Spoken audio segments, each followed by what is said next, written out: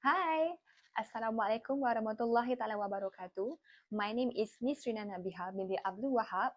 I'm from MMC 110-2A student, and I was a mass communication student at UITM campus Alor Gajah Melaka. You guys want to know something? Have you guys heard before this? What is Islamophobia? Is it about violence, terrorists, or justice?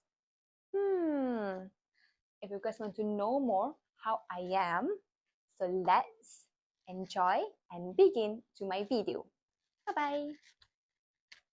Assalamualaikum and hello everyone. Welcome to my infographic video presentation for contemporary issue in communication and media.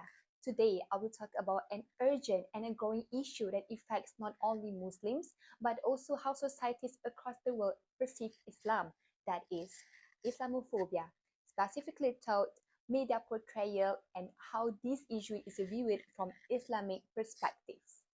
Islamophobia is not just a fear of Islam, it is a form of prejudice and discrimination based on misinformation, stereotypes, and media framing. It affects how people see Muslims, how Muslims are treated, and how they live their daily life.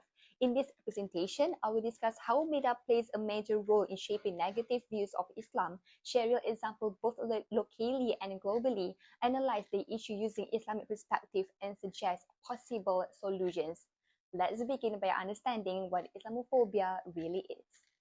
Islamophobia is defined as irrational fear, hatred, or prejudice against Islam or Muslim, especially as a political force. It often leads to discrimination, hate crimes, and social exclusion.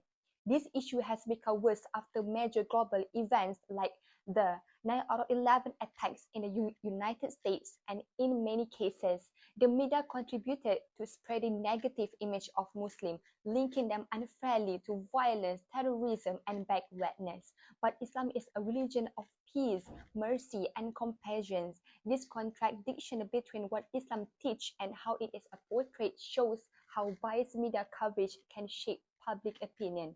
Let us now examine how the media influences these issues. The media is a powerful tool. It informs, educates, and influences people. However, when it is used irresponsibly, it can become a tool for spreading hate and fear. In many Western countries, and sometimes even in Muslim majority countries like Malaysia, the media has often presented Islam in a negative light.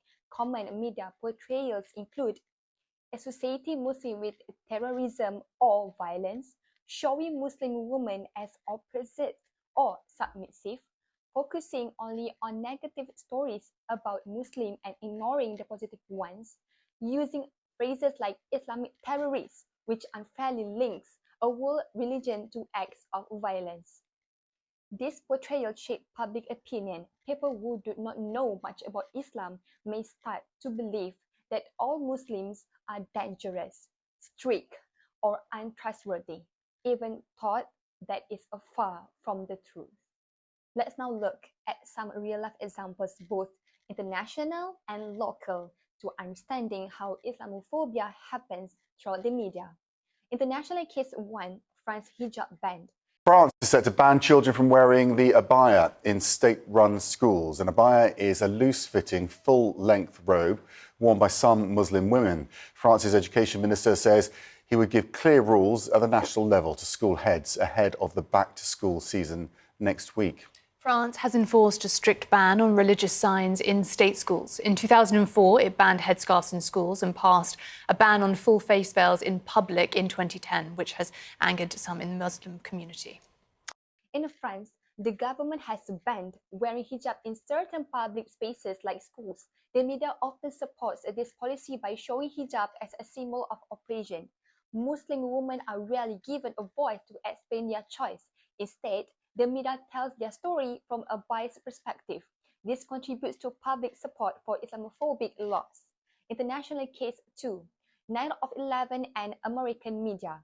After the 9/11 attacks in the US, many media outlets started portraying Muslims as dangerous, Words like Islamic extremists or Muslim terrorists were used repeatedly. As a result, hate crimes against Muslims increased and many Muslims were harassed, attacked, or treated unfairly. International Case 3: India and Islamophobia in Bollywood and news.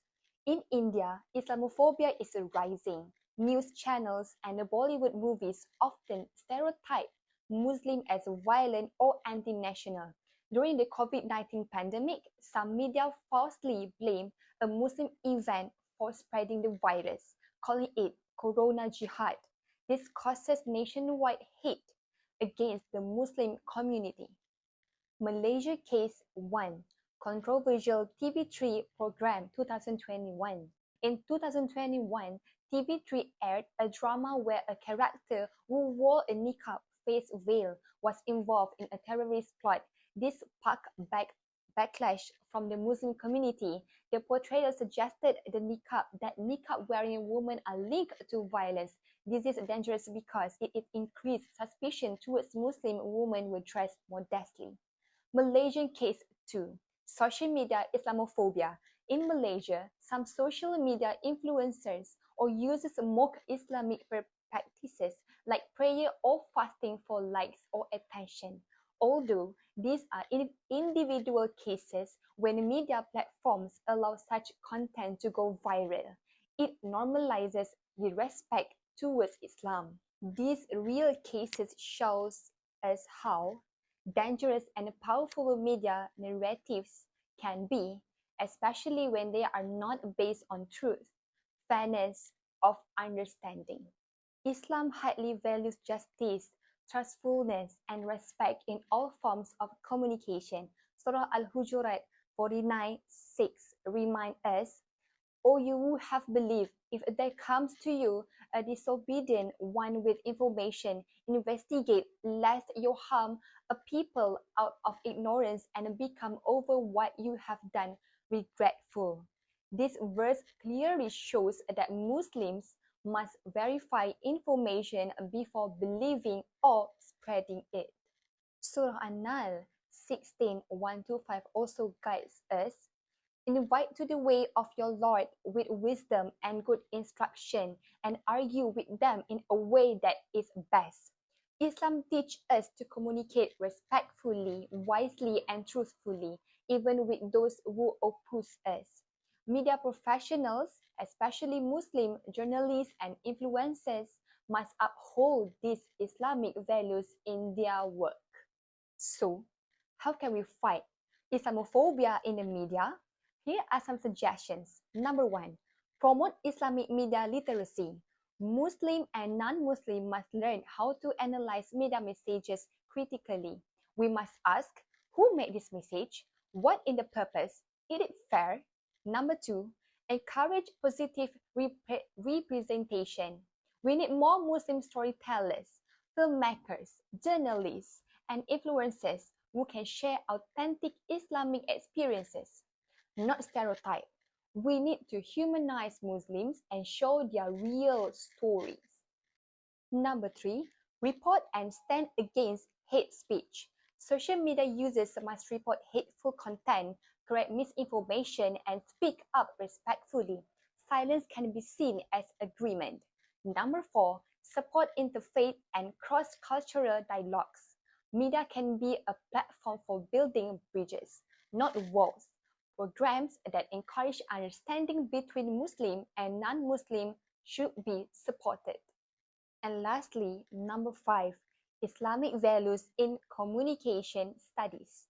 Muslim students in media and communication should be taught both professional skills and Islamic ethics. This balance will produce responsible media practitioners. To conclude, Islamophobia is a serious problem, and media portrayal plays a huge role in its spread. Biased media framing, negative stereotype, and misinformation about Islam can cause fear, hatred, and even violence. But from an Islamic perspective, we are taught to seek truth, justice, and respectful communication. As Muslims, we must be aware of how media works, speak up against injustice, and use our own platform to spread the true message of Islam. A a religion of peace, mercy, and wisdom. Let us all become part of the solution by being wise media users, responsible storytellers, and compassionate human beings. Thank you for watching my presentation. Assalamualaikum warahmatullahi ta'ala wabarakatuh, and see you soon. My name is Nisrina Nabihah binti Abdul WAHAB. I'm a Mass Comm student of MMC 1102A, SAM 2. Wish me luck and thank you so much. Bye-bye.